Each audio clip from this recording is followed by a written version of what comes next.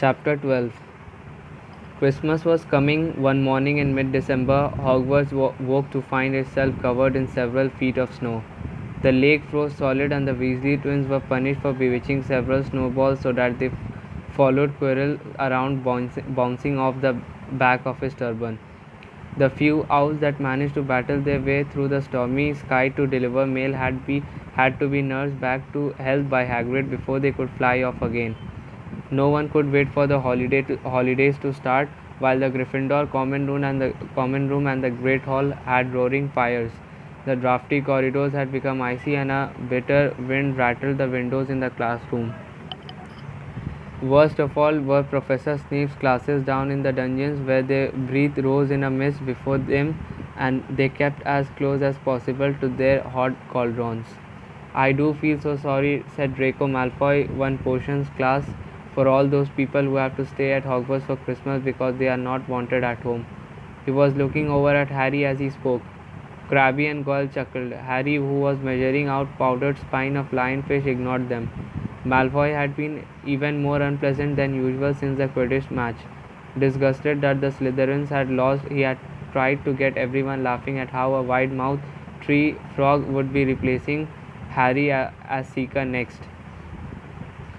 Then he did realize that nobody found this funny because they were all so impressed at the way Harry had managed to stay on his bucking broomstick. So Malfoy, jealous and angry, had gone back to taunting Harry about having no proper family. It was true that Harry wasn't going back to private drive for Christmas. Professor McGonagall had come around the week before making a list of students who would be staying for the holidays, and Harry had signed up at once. He didn't feel sorry for himself at all. This would probably be the best Christmas he did ever had. Ron and his brothers were staying too because Mr. and Mrs. Weasley were going to Romania to visit Charlie. When they left the dungeons at the end of potions, they found a large fir tree blocking the corridor ahead. Two enormous feet sticking out at the bottom, and a loud puffing sound told them that Hagrid was behind it. "Hi, Hagrid, want any help?" Ron asked, sticking his head through the branches. "Nah, I am all right. Thanks, Ron. Would you mind moving out of the way?" came Malfoy's cold drawl from behind them. "Are you trying to earn some extra money, Weasley, hoping to be gamekeeper yourself when you leave Hogwarts? I suppose that hut of Hagrid's must seem like a palace compared to what your family is used to." Ron dived at Malfoy just as Snape came up the stairs. "Weasley!" Ron let go of the front of Malfoy's robes. "He was provoked, Professor Snape," said Hagrid, sticking his huge hairy face out from behind the tree. "Malfoy was insulting his family." "Be that as it may, fighting is against Hogwarts rules," Hagrid said. Snape silkily. Five points from Gryffindor, Weasley, and it'd be grateful it isn't more. Move along, all of you." Malfoy, Crabbe, and Goyle pushed roughly past the tree, scattering needles everywhere and smirking. "I will get him," said Ron, grinding his teeth at Malfoy's back. "One of these days I will get him." "I hate them both," said Harry, "Malfoy and Snape." "Come on, cheer up, it's nearly Christmas," said Hagrid. "Tell you what, come with me," said the Great Hall. "Looks at a treat." So the three of them followed Hagrid and his tree off to the Great Hall, where Professor McGonagall and Professor Flitwick were busy with the Christmas decorations. "Ah, Hagrid," the last three put it in the far corner, "would you?" The hall looked spectacular. Festoons of holly and mistletoe hung all around the walls, and no less than 12 towering Christmas trees stood around the room, some sparkling with tiny icicles, some glittering with hundreds of candles. "How many days you got left until your holidays?" Hagrid asked. "Just one," said Hermione, "and that reminds me, Harry, Ron, we have got half an hour before lunch. We should be in the library." "Oh, yeah, you are right," said Ron, tearing his eyes away from Professor Flitwick, who had golden bubbles blossoming out of his wand and was trailing them over the branches of the new tree. "The library," said Hagrid, following them out of the hall. "Just before the holidays. Bit keen, aren't you?" "Oh, we are not working," Harry told him brightly. "Ever since you mentioned Nicholas Flamel, we have been trying to find out who he is." "You what?" Hagrid looked shocked. "Listen here, I've told you, drop it. It's nothing to you what that dog's garden. We just want to know who Nicholas Flamel is, that's all," said Hermione. "Unless you did like to tell us and save us the trouble," Harry added. We must have been through hundreds of books already, and we can't find him anywhere. Just give us a hint. I know I've read his name somewhere." "I'm saying nothing," said Hagrid flatly. "Just have to find out for ourselves then," said Ron, and they left Hagrid looking gruntled and hurried off to the library. They had indeed been searching books for Flamel's name ever since Hagrid had let it slip, because how else were they going to find out what Snape was trying to steal? The trouble was, it was very hard to know where to begin, not knowing what Flamel might have done to get himself into a book. He wasn't in the great wizards of the 20th century or notable magical names of our time. He was missing too from important modern magical discoveries and a study of recent developments in wizardry. And then, of course, was the sheer size of the library: tens of thousands of books, thousands of shelves, hundreds of narrow rows. Hermione took out a list of subjects and titles she had decided to search, while Ron strode up down a row of books and started pulling them off the shelves at random. Harry wandered over to the restricted section. He had been wondering for a while if Flamel wasn't somewhere in there. Unfortunately, you needed a specifically signed note from one of the teachers to look in any of the restricted books, and he knew he did never get one. These were the books containing powerful dark magic never taught at Hogwarts and only read by older students studying advanced defense against the dark arts. "What are you looking for, boy?" "Nothing," said Harry. "Madam Pins," the librarian brandished a feathered duster at him. "You did better get out then. Go on out." Wishing he did been a quite quicker at thinking some story, Harry left the library. He, Ron, and Hermione had already agreed that they'd better not ask Madam Pins where they could find Flamel. They were sure she did be able to tell them, but they couldn't risk Snape hearing what they were up to. Harry waited outside in the corridor to see if the other two had found anything, but he wasn't very hopeful. They had been looking for 2 weeks after all, but as they only had odd moments between lessons, it wasn't surprising they did found nothing. What they really needed was a nice long search without Madam Pince breathing down their necks. 5 minutes later, Ron and Hermione joined him. Shaking their hands, they went off to lunch. "You will keep looking while I am away, won't you?" said Hermione, "and send me an owl if you find anything. And you could ask your parents if they know who Flamel is," said Ron. "It did be safe to ask them." "Very safe, as they are both dentists," said Hermione. Once the holidays had started, Ron and Harry were having too good a time to think much about Flamel. They had the dormitory to themselves, and the common room was far emptier than usual, so they were able to get the good armchairs by the fire. They sat by the hour eating anything they could spear on a toasting fork: bread, English muffins, marshmallows, and plotting ways of getting Malfoy expelled, which were fun to talk about even if they wouldn't work. Ron also started teaching Harry wizard chess. This was exactly like Muggle chess, except that the figures were alive, which made it a lot like directing troops in battle. Ron's set was very old and battered. Like everything else he owned, it had once belonged to someone else in his family, in this case, his grandfather. However, old chessmen weren't a drawback at all. Ron knew them so well, he never had trouble getting them to do what he wanted. Harry played with chessman Seamus Finnegan had lent him, and they didn't trust him at all. He wasn't a very good player yet, and they kept shouting different bits of advice at him, which was confusing. "Don't send me there. Can't you see his knight? Send him. We can afford to lose him." On Christmas Eve, Harry went to bed looking forward to the next day for the food and the fun, but not expecting any presents at all. When he woke early in the morning, however, the first thing he saw was a small pile of packages at the foot of his bed,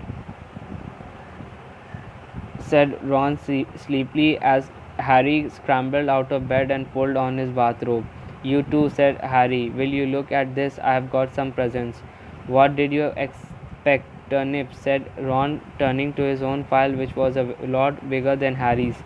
Harry picked up to the parcel. It was wrapped in thick brown paper and scrawled across. It was to Harry from Hagrid. Inside was a roughly cut wooden flute. Hagrid had obviously witted it himself. Harry blew it. It sounded a bit like an owl. A second very small parcel contained a note. "We received your message and enclose your Christmas present from Uncle Vernon and Aunt Petunia to the uncle." The note was a 50 pence piece. "That's friendly," said Harry. Ron was fascinated by the 50 pence. Weird, he said. What a shape. This is money. You can keep it, said Harry, laughing at how pleased Ron was. Hagrid and my aunt and uncle, so who sent these? I think I know who's that one's from, said Ron, turning a bit pink and pointing to very lumpy parcel. My mum, I told her you didn't expect any presents, and oh no, he groaned. She's made you a Weasley sweater. Harry had torn open the parcel to find a thick hand knitted sweater in emerald green and a large box of homemade fudge. Everywhere she makes us a sweater, said Ron, unwrapping his own, and mine's always maroon. That's really nice of her, said Harry, trying the fudge, which was very tasty. His next present also contained candy, a large box of chocolate frogs from Hermione. This one only left one parcel. Harry picked it up and felt it. It was very light. He unwrapped it. Something fluid and silvery grey went slithering to the floor when it lay in gleamy folds. Ron gasped. I have heard of those, he said in a hushed voice, dropping the box of every flavor beans he did gotten from Hermione.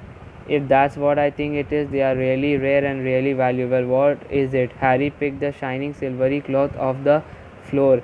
It was strange to the touch, like water woven into material. It is an invisibility clock, said Ron, a look of an awe on his face. I am sure it is. Try it on.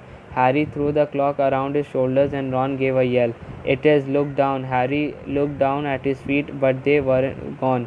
He dashed to the mirror. Sure enough, his reflection looked back at him, just his head suspended in mid-air, his body completely visible. He pulled the cloak over his head and his reflection vanished completely. There is a note, said Ron suddenly. A note fell out of it. Harry pulled off the clock and seized the letter. Written in narrow, loopy writing he had never seen before were the following words. Your father left this in my possession before he died. It is time it was returned to you. Use it well. A very Christmas to you. There was no signature. Harry stared at the note. Ron was admiring the clock. I did give anything for one of these, he said. Anything was the matter. Nothing, said Harry. He felt very strange. Who had sent the clock? Had it really once belonged to his father? Before he could say or think anything else, the dormitory door was flung open and Fred and George Weasley bounded in. Harry stuffed the clock quickly out of sight. He didn't feel like sharing it with anyone else yet. Hey, look, Harry's got a Weasley sweater too. Fred and George were wearing blue sweaters, one with a large yellow F on it and other with a G. Harry's is better than ours though, said Fred, holding up Harry's sweater. She obviously makes more of an effort if you are not family. Why aren't you wearing yours, Ron? George demanded. Come on, get it on. They are lovely and warm. I hate maroon, Ron moaned half-heartedly as he pulled it over his head. You haven't got a letter on yours, George observed. I suppose she thinks you don't forget your name, but we are not stupid. We know we are called Gred and Forge. What's all this noise? Percy Weasley stuck his head through the door looking disapproving. He had clearly forgotten halfway through unwrapping his presents as he too carried a lumpy sweater over his arm which Fred seized. P for prefect, get it on, Percy, come on, we are all wearing ours, even Harry got one. I don't want, said Percy thickly as the twins forced the sweater over his head, knocking his glasses. Asked. And you are not sitting with the prefects today either, said George. Christmas is a time for family. They frog marched Percy from the room, his arms pinned to his side by his sweater. Harry had never in all his life had such a Christmas dinner. 100 fat roast turkeys, mountains of roast and boiled potatoes, platters of chipolatas, tureens of buttered peas, silver boats of thick, rich gravy and cranberry sauce, and stacks of wizard crackers every few feet along the table. These fantastic party favors were nothing like the feeble muggle ones the Dursleys usually bought with their little plastic toys and their flimsy paper hats inside. Harry pulled a wizard cracker with Fred, and it didn't just bang. It went off with a blast like a cannon and engulfed them all in a cloud of blue smoke, while from the inside exploded a real admiral's hat and several live white mice. Up at the high table, Dumbledore had swapped his pointed wizard's hat for a flowered bonnet and was chuckling merrily at a joke Professor Flitwick had just read him. Flaming Christmas puddings followed the turkey. Percy nearly broke his teeth on a silver sickle embedded in his slice. Harry watched Hagrid getting redder and redder in the face as he called for more wine. Finally kissing Professor McGonagall on the cheek, who, to Harry's amazement, giggled and blushed, her top hat lopsided. When Harry finally left the table, he was laden down with a stack of things out of the crackers, including a pack of non-explodable luminous balloons, a grow your own watch kit, and his own new wizard chess set. The white mice had disappeared, and Harry had a nasty feeling they were going to end up as Mrs. Norris' Christmas dinner. Harry and the Weasleys spent a happy afternoon having a furious snowball fight on the grounds. Then, cold, wet, and gasping for breath, they returned to the fire in the Gryffindor common room, where Harry broke in his new chess set by losing spectacularly to Ron. He suspected he wouldn't have lost so badly if Percy hadn't tried to help him so much. After a meal of turkey sandwiches, crumpets, trifle, and Christmas cake, everyone felt too fully and sleepy to do much before bed except sit and watch Percy chase Fred and George all over Gryffindor Tower because they had stolen his prefect badge. It had been Harry's best Christmas day ever, yet something had been nagging at the back of his mind all day. Not until he climbed into bed was he free to think about it, the invisibility clock, and whoever had sent it. Ron, full of turkey and cake and with nothing mysterious to bother him, fell asleep almost as soon as he had drawn the curtains of his four-poster. Harry leaned over the side of his own bed and pulled the clock out from under it. His father's, this had been his father's. He let the material flow over his hands, smoother than silk, light as air. You use it well, the note had said.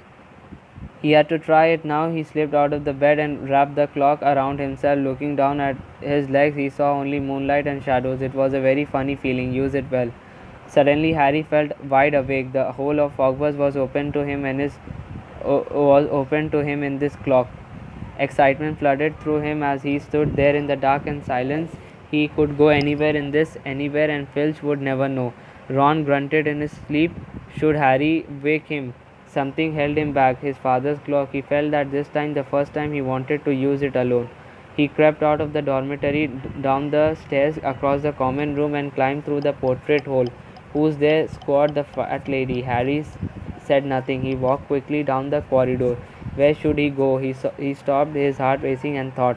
And then it came to him, the restricted section in the library. He did be able to read as long as he liked, as long as it took to find out who Flamel was. He set off, drawing the invisibility cloak tight around him as he walked. The library was pitch black and very eerie. Harry lit a lamp to see his way along the rows of books. The lamp looked as if it was floating along in mid-air, and even though Harry could feel his arm supporting it, the sight gave him the creeps. Harry, the restricted section was right at the back of the library. Stepping carefully over the rope that separated these books from the rest of the library, he held up his lamp to read the titles. They didn't tell him much. Their peeling, faded gold letters spelled words in languages Harry couldn't understand. Some had no title at all. One book had a dark stain on it that looked horribly like blood. The hairs on the back of Harry's neck prickled. Maybe he was imagining it, maybe not, but he thought a faint whispering was coming from the books as though they knew someone was there who shouldn't be.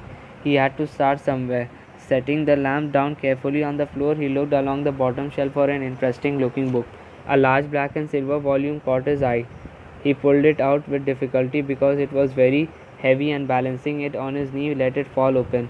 A piercing blood-curdling shriek split the silence. The book was screaming. Harry snapped it shut, but the shriek went on, and one high, unbroken, ear-splitting note. He stumbled backward and knocked over his lamp, which went out at once. Panicking, he heard footsteps coming down the corridor outside. Stuffing the shrieking book back on the shelf, he ran for it. He passed Filch in the doorway. Filch's pale, wild eyes looked straight through him, and Harry slipped under Filch's outstretched arm and streaked off of the corridor, the book shrieks still running in his ears. He came to a sudden halt in front of a tall suit of armor. He had been so busy getting away from the library he hadn't paid attention to where he was going. Perhaps because it was dark he didn't recognize where he was at all.